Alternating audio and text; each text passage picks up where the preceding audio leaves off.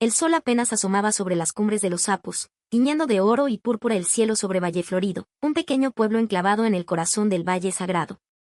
Sus rayos dorados se derramaban sobre los andenes milenarios, donde crecían la papa y la quinoa, pero para Mateo, aquel espectáculo matutino no era más que un telón de fondo melancólico para el caos que reinaba en su mente. Estaba sentado al borde de la pequeña acequia que regaba el huerto de su casa, observando el fluir del agua mientras intentaba, en vano, aliviar la pesada carga que oprimía su pecho. Dentro de la humilde casa de adobe, una tos seca y profunda resonó. Era su padre, don Ricardo, quien llevaba ya una semana postrado en cama, consumido por una enfermedad pulmonar que adelgazaba su cuerpo día a día. Su madre, doña Elena, parecía encogerse un poco más con cada jornada, el agotamiento grabado en las finas líneas alrededor de sus ojos. Eran una familia sencilla, de las que nunca conocieron la opulencia pero tampoco la desesperación que ahora los ahogaba.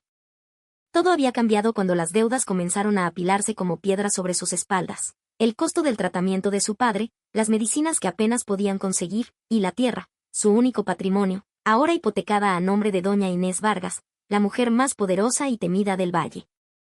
Tendremos que vender la casa, Mateo. Ya no queda nada, le había dicho doña Elena la noche anterior, su voz un susurro quebrado. Sus ojos, enrojecidos por el llanto contenido, se clavaron en él. Sé que es difícil para ti, hijo, pero no tenemos otra opción. Mateo apretó con fuerza la taza de mate de coca que sostenía entre sus manos. Sabía lo que se avecinaba. Hacía unos días, doña Inés Vargas, la dueña de casi todo el valle, se había presentado en su casa. La anciana había llegado con una propuesta tan inesperada como monstruosa. Doña Inés, una viuda de 60 años cuya fortuna era tan vasta como su soledad, le había ofrecido una salida. Una salida que tenía un precio incalculable, su propia vida. Cásate conmigo, Mateo, le había dicho con una frialdad que helaba la sangre. Y todas las deudas de tu familia serán perdonadas. Tu padre tendrá los mejores médicos y tu tierra volverá a ser tuya. La idea de unirse a una mujer que podría ser su abuela, una mujer cuyo corazón parecía hecho de piedra, no era solo inconcebible, se sentía como una condena. Sin embargo, al mirar a su alrededor, la realidad lo golpeaba con la fuerza de un puño. Su padre, luchando por cada bocanada de aire, su madre, marchitándose de tristeza, y su hermana menor, cuya inocencia aún no comprendía la magnitud del desastre que los acechaba. Se dio cuenta de que sus opciones eran un lujo que ya no podía permitirse. Doña Inés Vargas no era una persona con la que se pudiera razonar. Desde la muerte de su esposo, un terrateniente de la vieja escuela, ella había gobernado sus vastas propiedades desde una imponente hacienda de estilo colonial, un caserón blanco rodeado de sirvientes que se movían como sombras silenciosas. Los chismes del pueblo pintaban un retrato de una mujer excéntrica y déspota, cuya única compañía eran los fantasmas de su pasado y la inmensidad de su riqueza. Nadie entendía por qué, de repente, había puesto sus ojos en Mateo, un joven conocido por su carácter tranquilo y su afición a escribir poemas en un viejo cuaderno. Algunos decían que era un capricho, una forma de demostrar que aún podía conseguir lo que quisiera. Otros, más maliciosos, susurraban que buscaba un heredero para un apellido que, de otro modo, se extinguiría con ella. Mateo sentía que había algo más profundo, algo más oscuro. No era el deseo de tener un esposo lo que la movía, sino quizás una sed insaciable de control, la necesidad de poseer no solo tierras y dinero, sino también el destino de las personas. No necesito amor, muchacho, le había espetado en la sala de su casa, mientras su madre servía un café pasado con manos temblorosas. Solo necesito a alguien que me acompañe en mi vejez. Y tú, Mateo, eres la elección perfecta. Joven, fuerte y desesperado. Mateo había bajado la cabeza, luchando por contener la rabia y la frustración que hervían en su interior. ¿Cómo podía ser tan cruel? ¿Cómo podía tratar el matrimonio, una unión sagrada, como una simple transacción comercial? Pero entonces, desde el dormitorio, llegó el sonido ahogado de la tos de su padre, un recordatorio brutal de lo que estaba en juego. Supo que no podía negarse. Esto no se trataba de él, se trataba de su familia. Esa noche, Mateo se sentó frente a la mesa de madera de su cuarto, un contrato legal extendido ante él. Los términos eran claros, matrimonio a cambio de la salvación de su familia. Un escalofrío recorrió su espalda mientras leía las cláusulas que lo ataban a doña Inés, que dictaban su futuro y borraban cualquier esperanza de una vida normal. ¿Podría soportar vivir como un prisionero en una jaula de oro? Y, lo más importante, ¿Encontraría alguna vez la verdadera felicidad? El suave crujido de los pasos de su madre acercándose a su puerta le dio la respuesta. No tenía elección.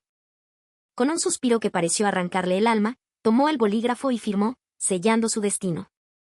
Al día siguiente, la noticia de la boda entre Mateo y doña Inés se extendió por Valleflorido como el viento helado que baja de los Andes. Hubo quienes se rieron, quienes lo compadecieron y quienes simplemente movieron la cabeza con desaprobación. Pero para Mateo, el mundo había cambiado para siempre. Sabía que se estaba embarcando en un viaje donde el deber prevalecía sobre el amor, pero en el fondo de su corazón devastado, una pequeña semilla de rebelión comenzó a germinar. Estaba decidido a encontrar una manera de liberarse de este pacto infernal. Lo que no sabía era que el destino ya estaba tejiendo un hilo inesperado en su historia, un encuentro con una joven llamada Camila, que lo llevaría a un amor verdadero y a un conflicto mucho más grande de lo que jamás hubiera podido imaginar. Tras la boda, la vida de Mateo se transformó drásticamente. Ahora residía en la vasta y silenciosa hacienda de doña Inés, un laberinto de pasillos fríos, muebles oscuros de caoba y retratos de ancestros que lo observaban con ojos severos desde las paredes. Estaba rodeado de un lujo que nunca había conocido, ropa fina, comidas exquisitas servidas por criados silenciosos y una cuenta bancaria a su disposición. Sin embargo, cada objeto costoso, cada comodidad, se sentía como un barrote más en su jaula dorada.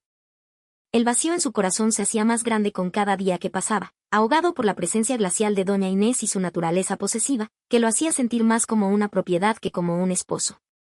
Una mañana, incapaz de soportar por más tiempo la atmósfera opresiva de la hacienda, Mateo decidió escapar por unas horas al mercado de Valleflorido. Ansiaba el bullicio, los colores, el olor a humanidad, cualquier cosa que lo hiciera sentir vivo de nuevo.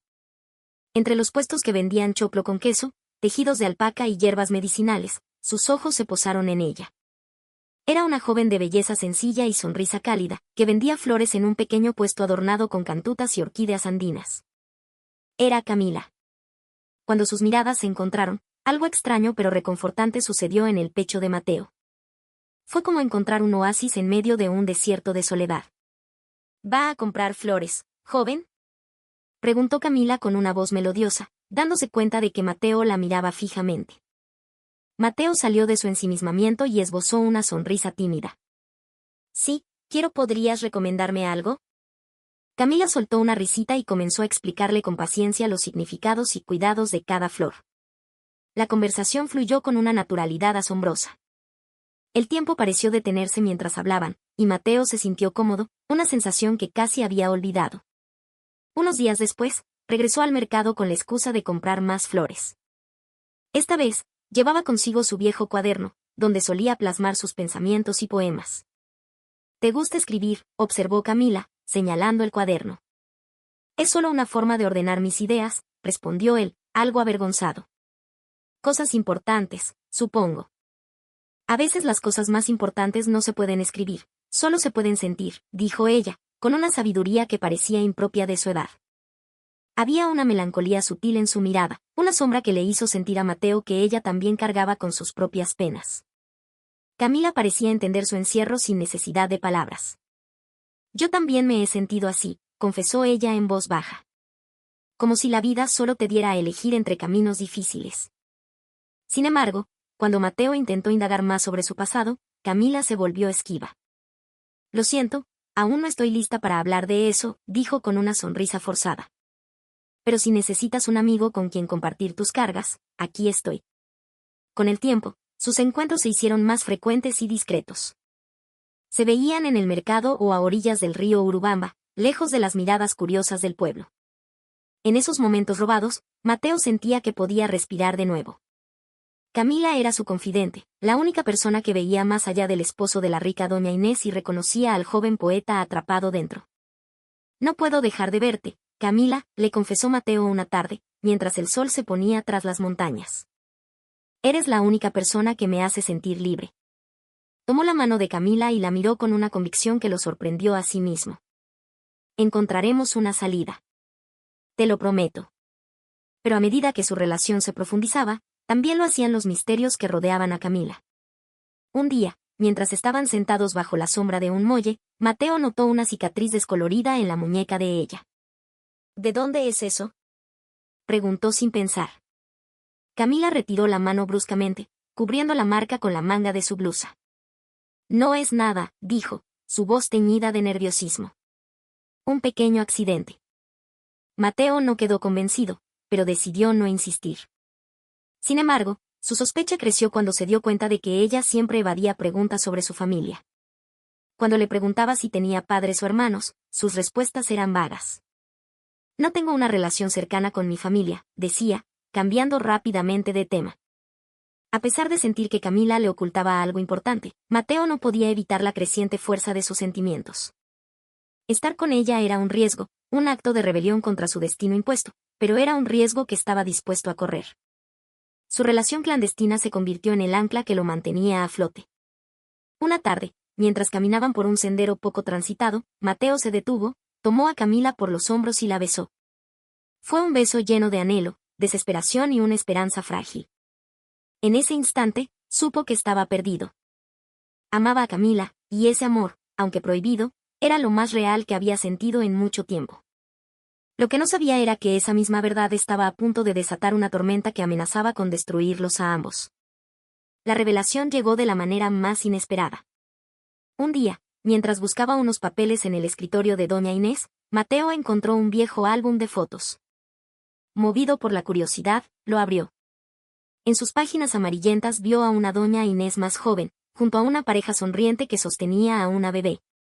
Pero fue la foto de la página siguiente la que le heló la sangre, una niña de unos 10 años, con la misma sonrisa cálida y los mismos ojos melancólicos que conocía tan bien. Debajo de la foto, una caligrafía elegante decía, mi nieta, Camila, 1998. El álbum se le cayó de las manos. Camila era la nieta de doña Inés. La nieta de la mujer que había destrozado su vida. Su mente comenzó a dar vueltas, tratando de procesar la magnitud de la revelación. Todo lo que Camila le había dicho sobre su familia ahora parecía un rompecabezas cuyas piezas encajaban de forma macabra. ¿Cómo era posible que no le hubiera mencionado su parentesco con la mujer más influyente del valle? ¿Sabía desde el principio quién era él? ¿Había sido todo parte de un plan retorcido? Una furia ardiente se apoderó de su pecho. Quería correr a buscar a Camila, enfrentarla, exigirle una explicación. Pero también sentía un miedo profundo, el miedo a escuchar una respuesta que podría destrozar su corazón para siempre. Al día siguiente, se encontró con Camila en su lugar habitual, a orillas del río. Al ver su rostro radiante, el corazón de Mateo se partió en dos. No sabía por dónde empezar. Sin embargo, Camila notó de inmediato que algo andaba mal en su expresión. ¿Qué pasa, Mateo? Te ves diferente. Mateo respiró hondo y sacó la fotografía que había tomado del álbum. Explícame esto, dijo, su voz era un témpano de hielo. El rostro de Camila palideció al ver la foto. Sus ojos se abrieron de par en par por la sorpresa, y trató de hablar, pero las palabras se atascaron en su garganta. Eres su nieta, continuó Mateo, su voz temblando por una mezcla de rabia y dolor. ¿Por qué no me lo dijiste? ¿Por qué me mentiste? Camila finalmente bajó la cabeza, y las lágrimas comenzaron a rodar por sus mejillas. Quería decírtelo, Mateo, susurró. Pero tenía miedo. Miedo de que me odiaras. ¿Cómo no iba a odiarte? Replicó él, alzando la voz. Tú sabías quién era yo. Sabías que estaba casado con tu abuela. Lo sabías todo. No es así. Gritó ella, desesperada. Supe quién eras después de conocerte. Y cuando lo supe, ya era demasiado tarde. Ya me había enamorado de ti. La confesión de Camila lo dejó atónito. Si ella se oponía al plan de su abuela, ¿por qué el secreto? Camila le explicó que había huido de la hacienda años atrás, incapaz de soportar la tiranía de doña Inés. Había renunciado a la riqueza y al apellido Vargas para vivir una vida sencilla y anónima en el mismo pueblo, escondida a plena vista. Había visto en Mateo a otra víctima de la crueldad de su abuela y se había acercado a él, inicialmente por compasión, pero luego se enamoró genuinamente. Mi abuela no sabe que estoy aquí. Cree que estoy en Lima, explicó, secándose las lágrimas. Tenía miedo, Mateo. Miedo de que si ella descubría nuestra relación, te haría aún más daño. Y miedo de que tú me vieras solo como una Vargas y me despreciaras. Mateo le escuchaba con el corazón agitado.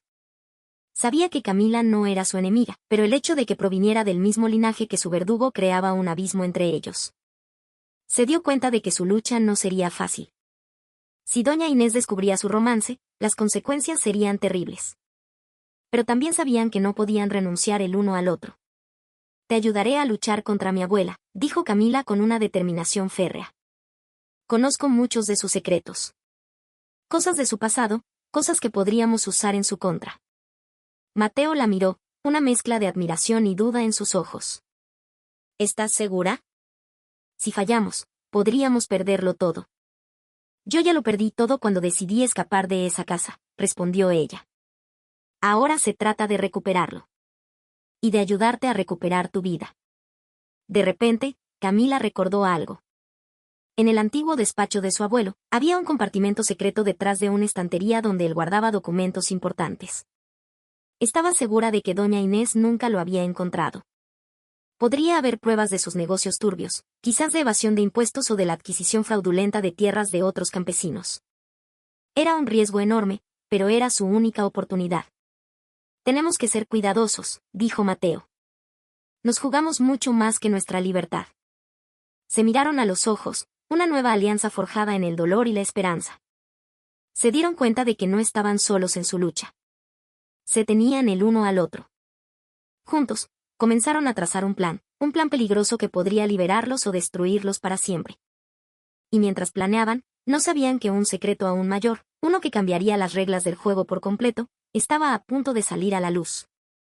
Con la verdad sobre la identidad de Camila revelada y la posibilidad de encontrar pruebas incriminatorias, Mateo y ella comenzaron a urdir su estrategia con un cuidado meticuloso. Sabían que enfrentarse a doña Inés Vargas era como desafiar a una serpiente venenosa. Era una mujer que no dudaría en usar su poder y su fortuna para aniquilar a cualquiera que se atreviera a cruzarse en su camino. Pero esta vez, Mateo y Camila tenían un arma secreta, la esperanza de encontrar la evidencia que podría derrumbar su imperio de miedo. Debemos asegurarnos de que cada paso sea perfecto, dijo Camila una noche, mientras se reunían en una vieja choza abandonada en las afueras del pueblo, un lugar seguro lejos de oídos indiscretos. Un solo error y mi abuela contraatacará con todo lo que tiene. Mateo asintió, su rostro sombrío a la luz de un candil. Lo sé. Pero no puedo seguir viviendo así. Tengo que poner fin a esto. Por mi familia, por ti y por mí mismo. El plan era arriesgado. Camila, usando sus conocimientos de la hacienda, guiaría a Mateo hasta el antiguo despacho de su abuelo. Mientras doña Inés estuviera en su viaje semanal a Cusco para supervisar sus otros negocios, Mateo entraría en la habitación prohibida y buscaría el compartimento secreto. No llevarían los documentos a las autoridades de inmediato. Eso sería demasiado predecible y doña Inés podría usar su influencia para enterrar el caso. En su lugar, los usarían como palanca, una herramienta para forzarla a anular el matrimonio y liberar a la familia de Mateo de una vez por todas. Era un chantaje, pero un chantaje nacido de la desesperación. El día señalado finalmente llegó. Mateo observó desde una ventana cómo el auto negro de doña Inés se alejaba por el camino de tierra, levantando una nube de polvo.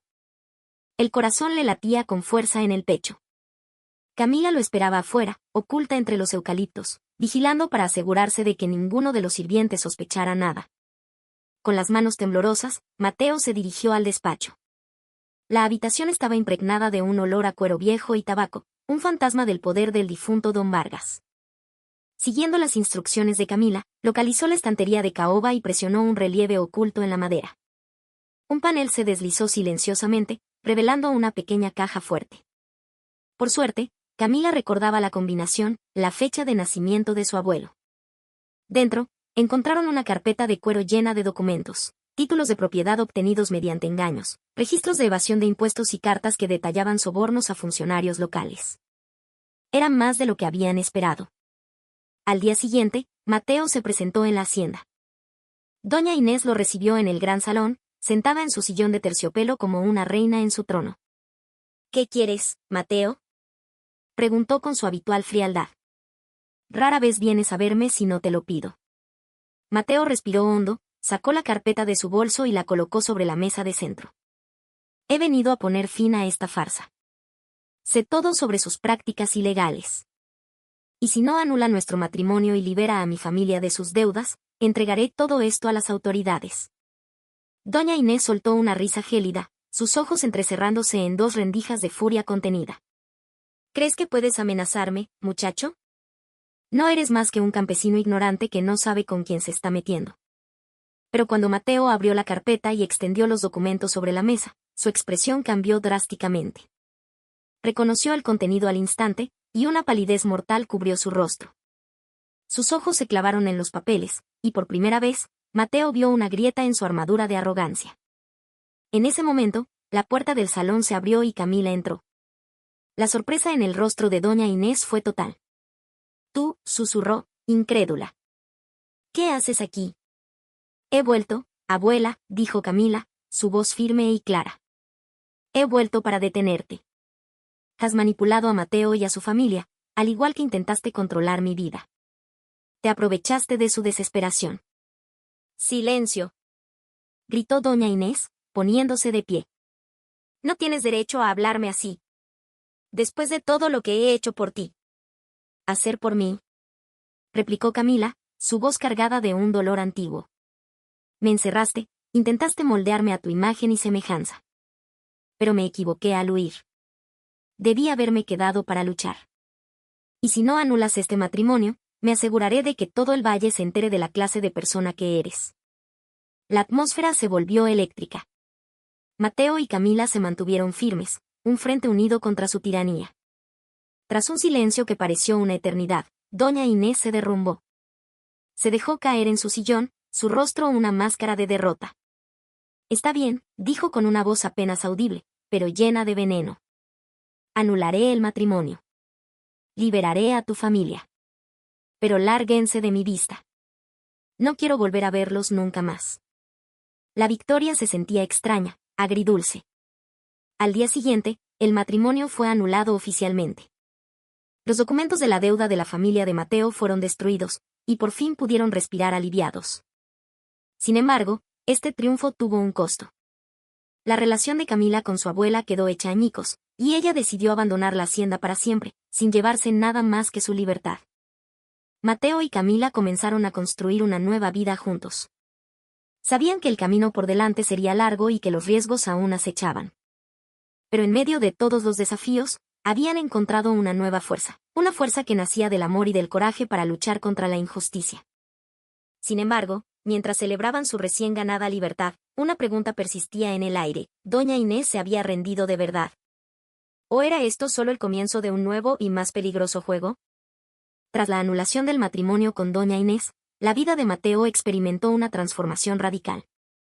Su familia finalmente estaba libre del yugo de la deuda que los había asfixiado durante tanto tiempo. Su padre, don Ricardo, con acceso a mejores cuidados médicos, comenzó a recuperarse lentamente, y el sonido de su tos ya no era una sentencia de muerte. Doña Elena encontró un trabajo en una pequeña tienda de abarrotes del pueblo, y la luz volvió a sus ojos. Su hermana pequeña, que había vivido bajo la sombra de la tensión familiar, volvió a sonreír y a jugar en los campos. Pero para Mateo, la mayor felicidad no provenía solo de la liberación de su familia, sino de la libertad de amar a Camila sin miedo. Decidieron que Valleflorido guardaba demasiados recuerdos amargos. Juntos, Mateo y Camila tomaron la valiente decisión de dejar el Valle Sagrado y empezar de cero en Lima. Alquilaron un pequeño apartamento en el bohemio distrito de Barranco, un lugar vibrante y lleno de vida, a un mundo de distancia de la opresiva quietud de la hacienda.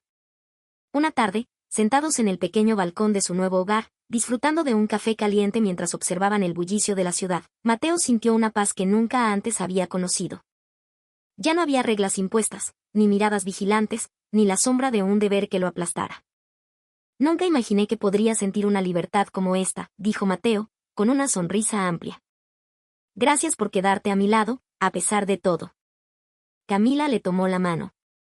«Empezamos esto juntos, Mateo. Y sé que, pase lo que pase en el futuro, siempre nos tendremos el uno al otro». Sin embargo, aunque intentaban dejar el pasado atrás, la sombra de doña Inés era larga y persistente. Unas semanas después de mudarse, Mateo recibió una carta sin remitente. Dentro, un breve mensaje escrito con una caligrafía inconfundible le heló la sangre. «¿Creen que esto ha terminado? Esto es solo el comienzo». Le mostró la carta a Camila, cuyo rostro se ensombreció. El miedo intentó abrirse paso de nuevo, pero Mateo se negó a dejarlo entrar. No volveremos a tener miedo, dijo con firmeza.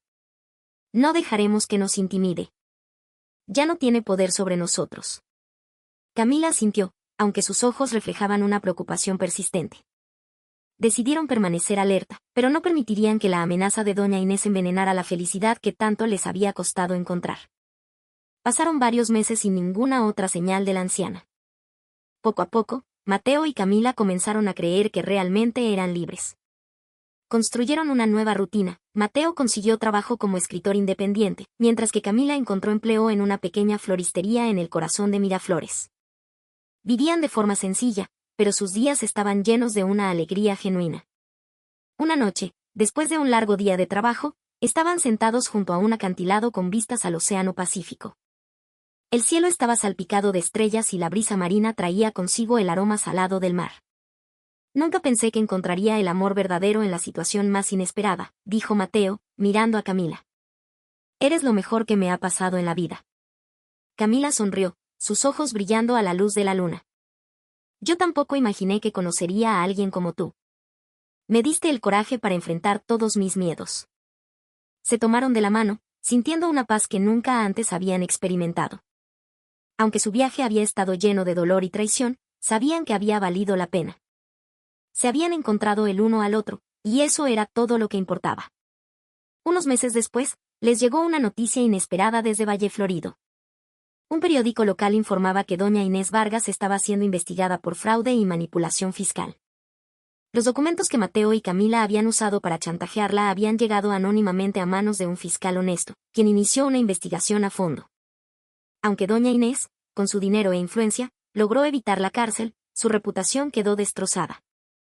Perdió gran parte de sus activos y se vio obligada a vender muchas de sus tierras, retirándose a una vida de reclusión y deshonra. Al enterarse, Mateo no sintió alegría ni satisfacción, sino un profundo alivio. Sabía que doña Inés finalmente había enfrentado las consecuencias de sus actos, pero lo más importante era que ya no tenía el poder de destruir la vida de nadie. Se acabó, por fin, y le dijo a Camila esa noche. Ahora podemos seguir adelante sin tener que mirar constantemente por encima del hombro. Camila asintió y lo abrazó con fuerza. Hemos superado la peor de las tormentas. Ahora es nuestro momento de disfrutar del cielo despejado. Varios años después, Mateo y Camila decidieron casarse. Su boda fue una ceremonia sencilla pero llena de significado, celebrada en una pequeña capilla con vistas al mar, rodeados de su familia y amigos más cercanos. Ese día, Mateo sintió que finalmente había encontrado el amor verdadero, un amor que no fue impuesto por las circunstancias, sino que floreció de la lucha y el sacrificio. Compraron una pequeña casa en las afueras de la ciudad, con un jardín que Camila cuidaba con esmero. Mateo continuó su carrera como escritor y logró publicar su primera novela, inspirada en su increíble viaje. Camila, por su parte, abrió su propia floristería, que se convirtió en una de las favoritas del barrio. Aunque habían atravesado los momentos más oscuros, sabían que el amor y el coraje los habían llevado a la felicidad. Ya no temían al futuro, porque sabían que mientras estuvieran juntos, podrían enfrentar cualquier cosa. Al final de la historia, Mateo está sentado en el porche de su casa, contemplando el atardecer mientras sostiene la mano de Camila. Reflexiona sobre su viaje, desde ser un joven atrapado en un matrimonio forzado hasta convertirse en un hombre que encontró la felicidad a través del amor y la lucha. La vida está llena de pruebas, dice en voz baja. Pero detrás de cada prueba siempre hay una lección. Y mi mayor lección es que el amor verdadero no nace de lo fácil. Nace de la lucha, del sacrificio y del coraje para luchar contra la injusticia. Camila sonríe y apoya la cabeza en su hombro. Y yo estoy agradecida de haber superado todo eso contigo. Permanecen en silencio, disfrutando del momento de paz por el que tanto habían luchado. El sol se oculta lentamente, dejando un rastro de luz dorada en el cielo.